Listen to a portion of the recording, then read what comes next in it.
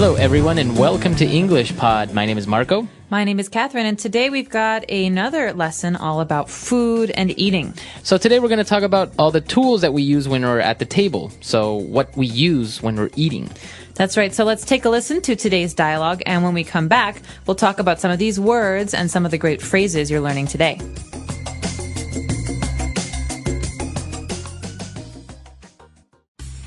Honey, can you set the table? Sure. What are we having for dinner? Do I need to put anything out in particular? Well, make sure to put out the pepper and salt shakers. I don't know if your brother is coming tonight, so set an extra placemat just in case. Okay, should I use the fancy silverware? Yeah, go ahead. Forks, spoons, and knives. I roasted some meat, so be sure to put out some steak knives as well.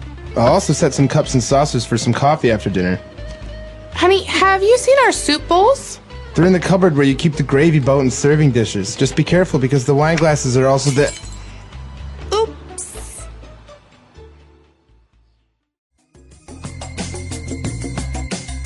All right, we're back. So now let's take a look at a couple of words in language takeaway.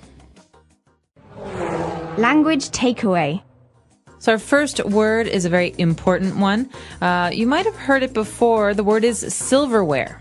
Okay, silverware. Now this means that it's usually made something that's made out of silver, right? It could be. Maybe traditionally it's made out of silver, but it doesn't have to be. You could have wooden silverware or other metals. It's basically the things that you use to eat food with. Okay, so we're going to take this as a category. Silverware are all the tools that we use to eat food with. And in this, so for example, a fork is a part of a silverware. It's a kind of silverware, fork. A fork is the one that you usually put in your mouth with a piece of lettuce or meat or something. Okay, so it's pointy. It has like 4 little points. Mm-hmm. Now, the one that we use to have dessert or to have soup with, we call that a spoon. A spoon, that's right. So to eat yogurt or ice cream, you use a spoon. And finally, to cut things, you use a knife. Okay, so in the dialogue, we saw the plural form, knives, but singular, it would be knife. That's right. And sometimes there are foods that are very, very hard to cut. For example, steak is very hard to cut because it's a tough meat. And so in that case, we use a steak knife to cut it. Okay, so we have a knife or a steak knife. Steak knife, more specifically, is used to cut meats. All right, so these are 3 kinds, or actually 4 kinds of silverware. Of course, there are other kinds, but those are the most important. After that, though, we have something that's important for making your food taste better. So what if I want to add salt or pepper? What are those things called? Those are called salt and pepper shakers. We saw them in the dialogue that we need to put out the pepper and salt shakers. So the little thing where you keep the salt is called a shaker. That's right, because the action, the verb, is to shake. That means moving your hand up and down so some salt will fall out onto your food. Exactly. So usually it's only salt and pepper that we keep in these things, in these little shakers. Mm-hmm. But apart from salt and pepper shakers, when all the silverware we're putting out, we're also putting out some saucers because we're going to have coffee later on. Okay, so this normally goes together with cups and saucers, but everyone knows what a cup is. What is a saucer? So a saucer is this little plate that you put under the cup when you're having coffee. So usually that's where you keep your spoon or maybe the little bag of tea. Okay, so a saucer is important because it also helps in case you spill some coffee or tea, so the coffee or tea doesn't go on the ground, it goes on the plate. Exactly. So that little plate is called a saucer. Now, where do we keep all the plates, all the silverware? We usually keep them in a cupboard. Okay, so you might want to say cupboard because it's cup, C-U-P-B-O-A-R-D. That's not right. The word is pronounced cupboard. Okay, so even though it may seem like you should pronounce cupboard, the correct pronunciation is cupboard. Cupboard. Cupboard. And a cupboard, like you said, is usually in the dining room or the kitchen because it keeps all of our plates and bowls and sometimes our silverware. That's right. Okay, so actually in the cupboard we also have some other things, dishes. Specifically, we have a gravy boat in there. Okay, so I'm not even sure why they call it a boat, but a gravy boat is basically a special dish. It's like a tall bowl with a spout so you can pour it that keeps gravy. So gravy is like a liquid or a sauce that goes on top of meat or potatoes. I guess it kind of looks like a boat. Just imagine a boat, but inside it's empty. So then that's where you put the gravy in. You pour it. You can pour it.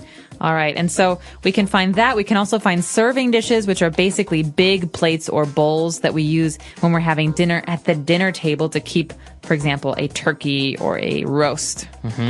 And specifically, we were also looking for wine glasses. Well, maybe we weren't looking for them, but they found us because the person getting stuff out of the cupboard dropped some wine glasses. These are very, very easy to break.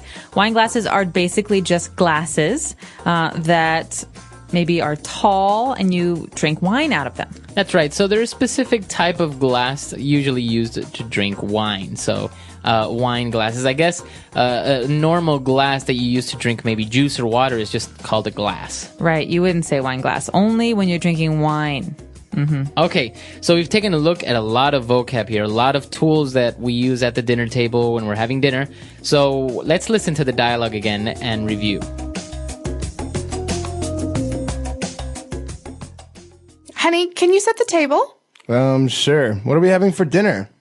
Do I need to put anything out in particular? Well, make sure to put out the pepper and salt shakers. I don't know if your brother is coming tonight, so set an extra placemat just in case. Okay, should I use the fancy silverware? Yeah, go ahead. Forks, spoons, and knives. I roasted some meat, so be sure to put out some steak knives as well. I'll also set some cups and saucers for some coffee after dinner. Honey, have you seen our soup bowls? They're in the cupboard where you keep the gravy boat and serving dishes. Just be careful because the wine glasses are also the... Oops. All right, we're back. So now we have 4 key phrases that we've prepared for you on Fluency Builder. Fluency Builder. Okay, so this first phrase is very important, especially as a child. Your mother or father might ask you to do this. The phrase is to set the table. Okay, so that's a phrasal verb, to set the table. And what does it mean if you're asked to set the table? It means you will put down the plates and the silverware and the bowls so that everything is prepared for dinner. Okay, so this is actually what we were doing, and a complementary phrasal verb to this. When you're setting the table, as you said, you are putting down or putting out the different spoons, knives, dishes, all that stuff. Right. So the verbal phrase to put out means to place down or to make sure that you get something out on the table. In this case, my mother would usually ask me to put out extra glasses for water. Okay. Or don't forget to put out the wine glasses in case we're drinking wine. It just means to place down. Exactly. So just remember that it's we use it because all these things, they're inside the cupboard. So you have to take them out. So you have to put them out on the table. All right, and sometimes we may have a guest or we may need an extra chair or an extra seat because we're having company. And the person in the dialogue said to set an extra placemat just in case. Okay, so placemat is basically a piece of plastic or maybe fabric that you put in front of a person when they're at the table. So it's on the table and it's something that protects the table. So it's small, everyone has one, and the bowl and the silverware will go on top of that placemat. But it also indicates that that is where someone will sit. Okay, so to put out or to set out an extra placemat means to prepare an extra place for someone else who will be coming. So if you have a guest, for example, you'll set out an extra placemat for him or for her. Okay, so we can say set an extra placemat because by this we're referring that somebody is going to sit down at the table, or you can just simply say set an extra place for someone. That's right. Set an extra place. Your older brother is coming home from college tonight. Okay. So we can set an extra place for him at the table. And, well, in this case, we didn't know if the brother was really coming or not. So she said, just in case. This is a great phrase, one that you'll hear all the time. It means I'm not sure what the result will be or what the outcome will be, but in case something happens, or just in case we should do this. So, for example, Marco, I think it's going to rain today. You should bring an umbrella just in case. Okay, so this is a way of saying you're preventing something, you're prepared. Maybe if it does rain, you'll have an umbrella. Just in case, bring your umbrella. Okay, so a lot of great phrases there. A lot of vocab, so why don't we listen to the dialogue for the last time?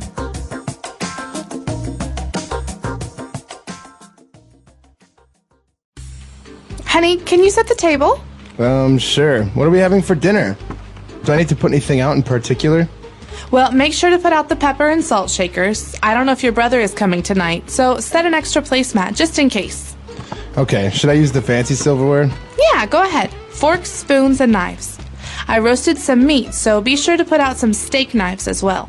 I'll also set some cups and saucers for some coffee after dinner. Honey, have you seen our soup bowls? They're in the cupboard where you keep the gravy boat and serving dishes. Just be careful because the wine glasses are also the... Oops.